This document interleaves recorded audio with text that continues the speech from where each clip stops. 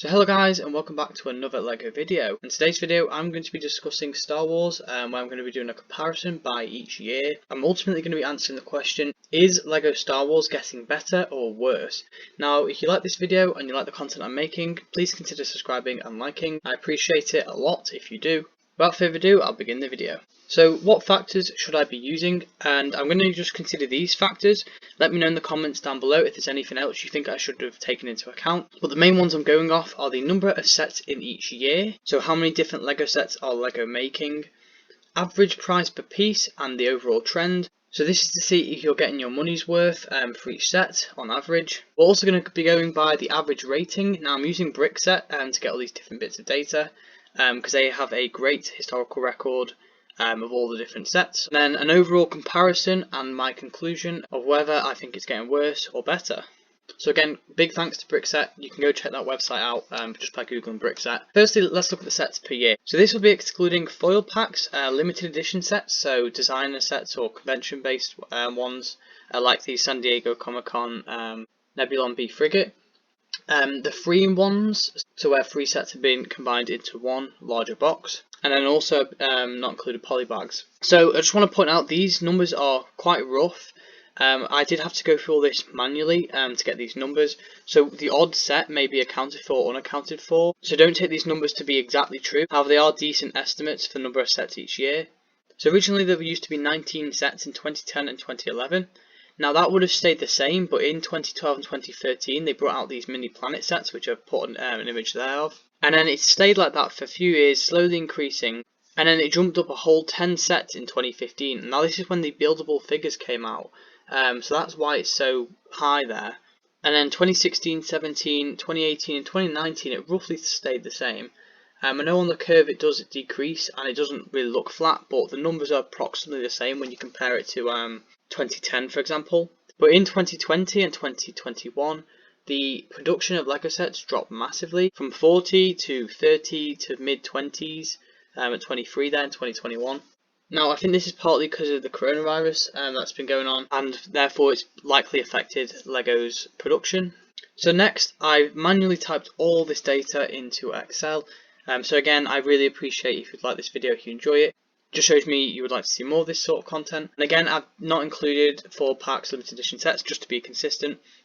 And again, these numbers are rough, so I may have typed in the odd number incorrectly. But overall, you can see it's roughly stayed the same with a slight decrease in price per piece. Now I do want to say this could possibly be because LEGO are using more smaller pieces in the newer sets, and therefore it sort of artificially lowers that price per piece, especially when you consider some of the older sets because they were quite large and used larger pieces. However, overall it's roughly stayed the same.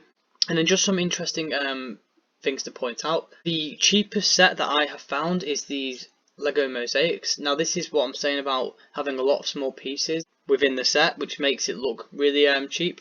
But in reality, you're buying these studs. Buildable figures had a noticeably large price per piece. So you can see here in 2016, the first 5 or so entries are actually all buildable figures. And that's simply because they have much larger pieces. Now the most expensive set I've seen in the past 11 years is this X-Wing here. And this gives a price per piece of 30 pence. So all these figures are in pence in GBP. And are all based off the original retail price. So then let's consider the average star rating across the 10 years. These sets I've wanted to bring up, so we have a 3.2 star set there on the left and a 3.3 star set. And unsurprisingly, the highest rated LEGO Star Wars sets have been either Great Play sets or UCS sets. So we have the Slave one at the bottom, we have the Imperial Shuttle, and then we have the Gunship. Now the Gunship was also one of the highest rated sets, if not the highest rated set that I could find. Now I also want to point out the worst 2 sets for the past 10 years. So we have the X-Wing that I showed before at 3 stars, and we also have this AT-ST on the right, which has no head. The reason why I think these sets are so poorly rated is because the one on the left is overpriced based off the price per piece, and then the one on the right just didn't look like what it was meant to in the movie, which maybe is down to LEGO getting wrong information or just not knowing enough when making the set. I also think the lift on the right never reached the actual height required to get on the AT-ST, which I think back in the day a lot of people did actually complain about. So just putting this into a graph then, you can see 2014 excelled by quite a lot compared to all the other years. Now again, these were all hand typed, these numbers, so there may be some error within the bars, but overall this is roughly correct. Now in 2014 we had some great sets, like you can see on the right. We had the medium sized Star Destroyer, we had the Sandcrawler, a great looking AT-AT, and the Ghost. We had some fantastic sets. However, when I compare it to other years, I don't think this is due to having loads of great sets. I think it's more down to just not having many bad ones, because some years you had a run of about 3.5 star rated sets, bringing that average down, whereas this year seemed to average at 4 stars, and then included these sets which would pull the average up. So what's my opinion on LEGO Star Wars? Well, when you look at the data, 2014 was the best year for LEGO Star Wars, according to the fans on Brickset. Now aside from 2014, you can see 2010, 2013 and 2020 all exceeded an average rating of 4 stars. Now ignoring 2010, in 2013 and 2020, both of them nearly had 30 sets. So they had 28 and 29 sets respectively. Now the reason why I'm pointing that out is because I think it's interesting that when LEGO were producing 30 sets per year roughly, they were getting the highest average star ratings. And then on top of that, when there were the most sets, so 2015, 2016, you actually had some of the lowest average star ratings out of all the years. I would say 30 is the optimal number of LEGO Star Wars sets in a given year, because ultimately I think it's the right balance between how many sets the designers have to make and how much time they're allocated for each set to make quality sets. So what do I overall think? Well, I think LEGO Star Wars is improving. I just hope LEGO recover well after the pandemic and hopefully can increase the number of sets whilst maintaining a high quality.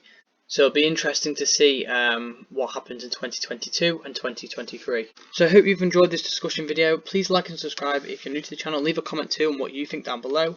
I'd also be interested if you'd like to see this for any other themes. But thank you for watching, and I'll see you all in the next video. Bye bye.